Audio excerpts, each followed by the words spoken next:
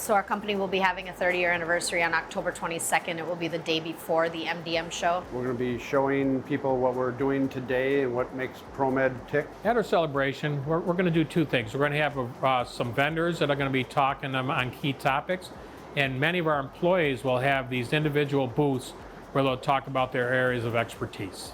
We'll also have conference rooms that will be holding seminars in regards to conductive silicones. Employees will be giving them presentations of their areas, their skill sets. Educational learning seminars throughout the entire building. Showing it to various groups that tour around ProMed and try to understand what is it that ProMed does? What is it makes us unique? A lot of the customers still don't know all the things that we're involved in, so there's an opportunity to get in front of customers and show them all the different things that we're into, not just silicone molding, but the value added as well, the pharma, conductive silicones. There's a lot of things we're working on that even a lot of employees internally aren't aware of.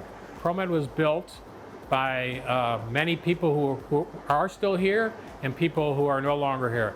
We're going to invite them, customers, potential customers, even competitors, to come and enjoy and share in our celebration.